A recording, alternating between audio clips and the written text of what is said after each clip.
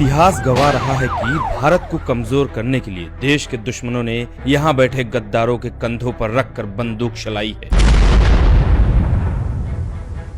लेकिन जब से देश में मोदी सरकार बनी है, देश के दुश्मनों के नापाक इरादों को मुंह तोड़ जवाब मिला है। उन्हें उनके किए की सजा अवश्य मिलेगी।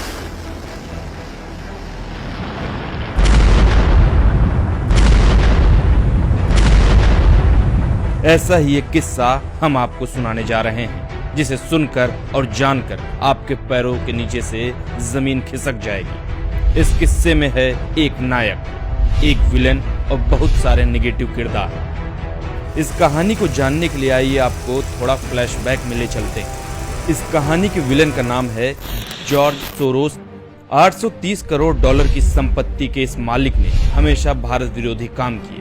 इसके एनजीओ ओपन सोसाइटीज फाउंडेशन पर भारत में रोहिंग्याओं को इंडिया में फ्री में कानूनी सहायता उपलब्ध कराने के आरोप लगे। इस एनजीओ पर गरीब हिंदुओं के धर्मांतरण के भी आरोप लगे थे। वर्ष 2016 में गैर कानूनी गतिविधियों के आरोप में मोदी सरकार ने 3 अन्य एनजीओ के साथ इस एनजीओ को भी जांच रडार पर रखा था, जिससे चिढ़कर सोरोस के इसी एनजीओ के साथ कुछ देश विरोधियों ने मोदी सरकार के खिलाफ रफाल मामले में कोर्ट का दरवाजा खटखटाया था। लेकिन 14 दिसंबर 2018 को कोर्ट ने सारी जांच करने के बाद मोदी सरकार को क्लीन चिट दी थी, जिसके बाद राहुल गांधी को भी मोदी सरकार पर झूठे आरोप लगाने को लेकर माफी मांगनी पड़ी थी।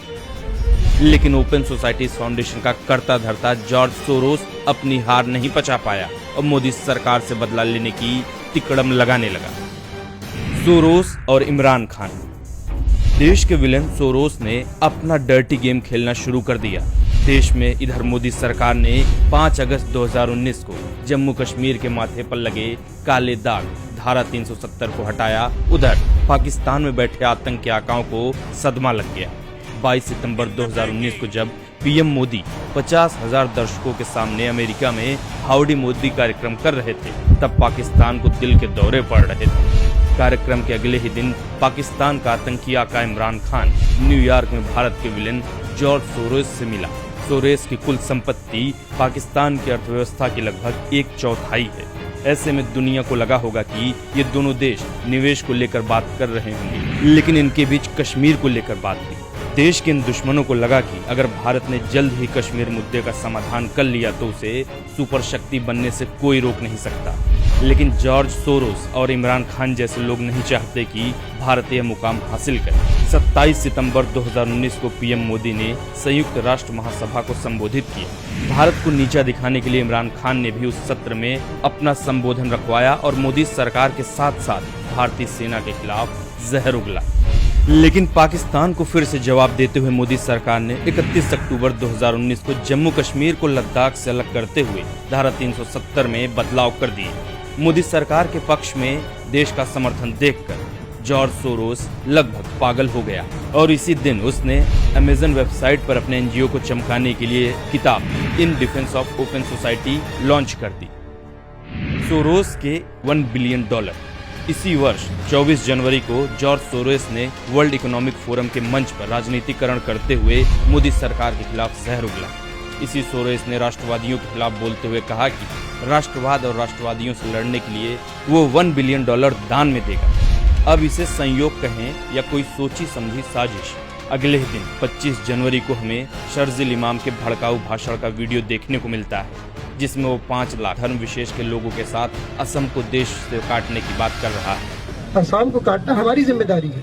असम और इंडिया कट के अलग हो जाए, तभी ये हमारी बात सुनेंगे। 2 दिन बाद ईडी की जांच में पता चलता है कि पीएफआई ने सीएए विरोधी प्रदर्शनकारियों को पैसा दिया है। ईडी ने कुछ ऐसे कागजात भी पेश किए जिसमें बताया गया कि पीएफआई ने कांग्रेसी वकील कपिल सिब्बल को 77 लाख और इंदिरा जयसिंह को 4 लाख। तीस्ता सीतलवाड़। आप सोच रहे होंगे कि ये पैसों का लेन देन क्यों हो रहा था। कपिल सिब्बल और इंदिरा जयसिंह पर आरोप है कि उसने तीस्ता सीतलवाड़ के केस की पैरवी करने के लिए रकम ली। तीस्ता पर आरोप था कि उसने विदेशों से मिले पैसों में हेराफेरी की। तीस्ता वही महिला है जिसने NGO citizen for justice and peace के जरिए पीएम मोदी के खिलाफ गुजरात दंगों की याचिका लगाई थी। लेकिन इस बार भी तीस्ता सीतलवाड़ की साजिश नाकाम हुई।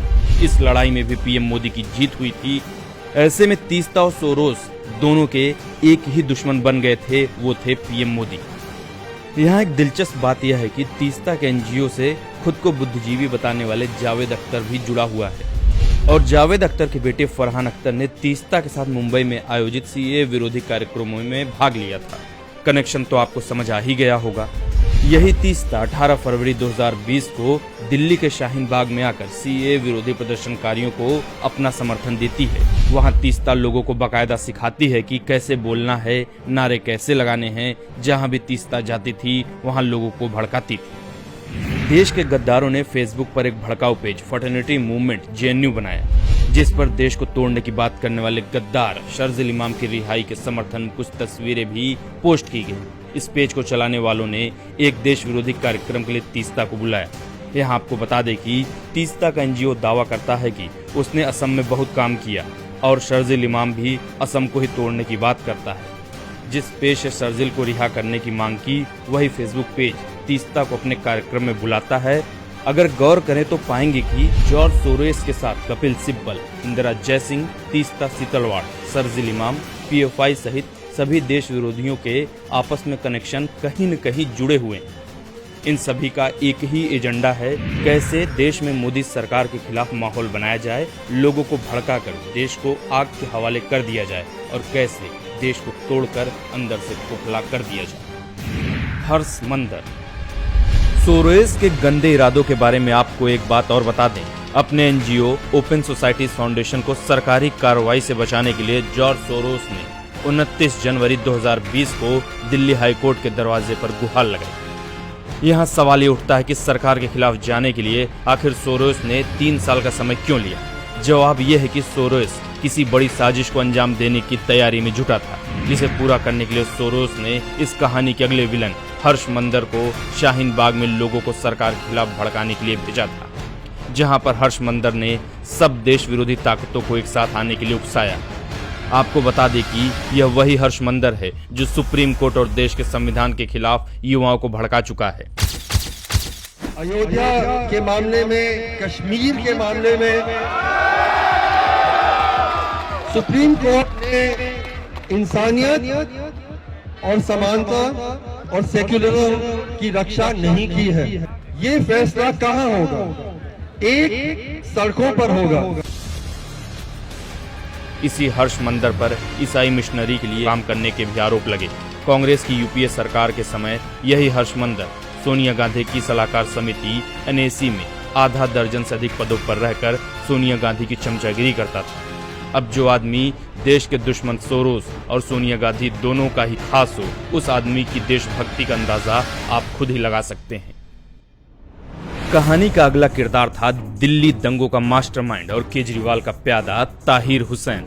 जामिया हो या फिर शाहीन बाग या फिर यमुना पार का जाफराबाद, सभी जगह सीए विरोधियों ने पहले दिल्ली को जाम किया, बंधक बनाया। फिर जब कोई इनका विरोध करने आया तो इन्होंने उसे बदनाम करना चाहा।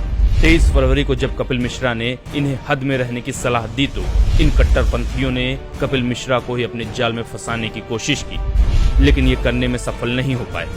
इन्हीं देश विरोधियों ने फरवरी में राष्ट्रपति ट्रंप की यात्रा के दौरान भी भारत को बदनाम करने की साजिश रची, जिसे अपने मुकाम पर ले जाने की जिम्मेदारी केजरीवाल के प्यादे ताहिर हुसैन को सौंपी गई। केजरीवाल का प्यादा और पूर्व पार्षद ताहिर हुसैन दिल्ली दंगों का मास्टरमाइंड निकला। इसी के घर से दंगों का सामान जैसे पेट्रोल बम, ढेर सारे पत्थर और बड़ी गुलेल भी मिली।